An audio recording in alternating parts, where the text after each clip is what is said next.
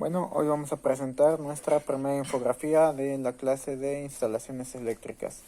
Bueno, primero vamos a empezar a definir qué es una instalación eléctrica. Y bueno, entendemos por instalación eléctrica un conjunto de tuberías conduit o tuberías y canalizaciones de otro tipo y forma cajas de conexión, registros, elementos de unión entre tubería y entre otras tuberías, las cajas de conexión o los registros, conductores eléctricos, accesorios de control, de control y protección y todo lo necesario para conectar o interconectar una o varias fuentes de energía eléctrica con los receptores. Por esto se entiende todo tipo de lámparas, radios, televisores, refrigeradores, licuadoras, extractores, todos los aparatos y equipos electrodomésticos de oficina, de comercios, aparatos de calefacción, etcétera. Equipos eléctricos en general. Y de aquí pasamos a tuberías y canalizaciones, que estos dos términos incluyen a los tipos de tuberías, ductos, charolas, trincheras, etcétera, todo lo que se utiliza para introducir, colocar o pues simplemente apoyar a los conductores eléctricos para protegerlos contra esfuerzos mecánicos o medioambientes no favorables como lo son la humedad, la corrosión, la oxidación o los explosivos. De ahí pasamos a las tuberías que son de uso común, como el tubo conduit flexible de PVC, conocido generalmente como plástico no rígido, o manga rosa. Luego está el tubo conduit flexible de acero, el tubo conduit de acero, el ducto cuadrado, el tubo conduit de asbesto y los tubos de albanal.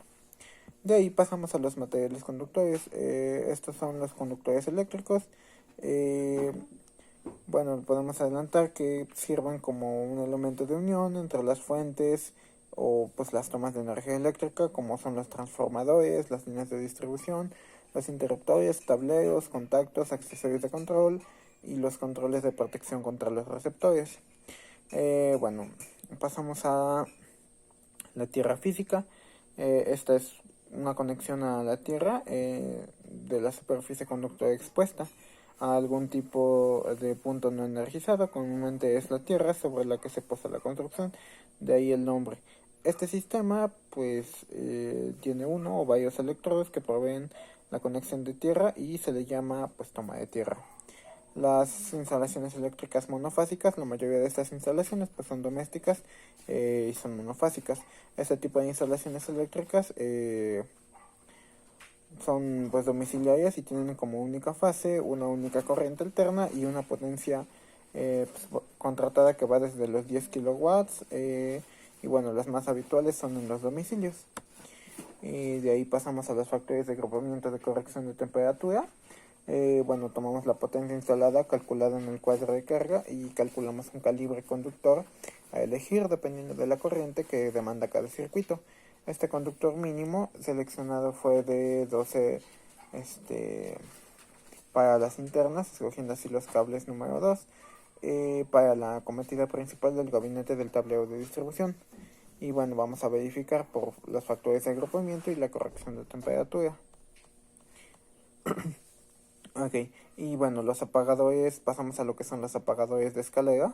Estos son apagadores que cuentan con 3 vías y su uso es para encender y apagar una bombilla desde 2 partes distintas.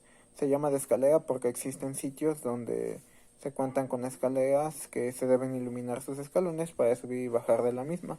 Los apagadores de escalera poseen 3 terminales, uno de estos llamado común, el mismo es identificado con la letra C, sin embargo, podemos encontrar interruptores que lo identifican con alguna otra forma. Esto depende de del fabricante del interruptor y bueno, las conexiones con los apagadores de escalera se deben de respetar.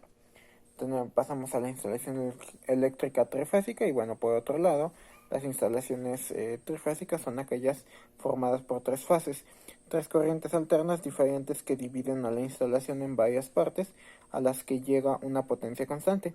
Sus potencias normalizadas actualmente se adaptan a 400 voltios mediante una conexión trifásica a 220 watts. Y bien, pasamos por último a los dispositivos de protección contra la sobrecorriente, y estos son elementos que han sido contemplados para proteger los sistemas eléctricos por los daños de la sobrecarga y las corrientes o el llamado cortocircuito. Por esta razón, los dispositivos presentan una función que pues, es muy importante. De aquí una definición de protección contra sobrecorriente, que es la protección contra sobrecorriente para conductores y equipos, se proporciona con el propósito de interrumpir el circuito eléctrico si la corriente alcanza un valor que pudiera causar una temperatura excesiva y peligrosa en el conductor o en su propio aislamiento. Y bueno, con esto concluimos los conceptos de nuestra primera infografía.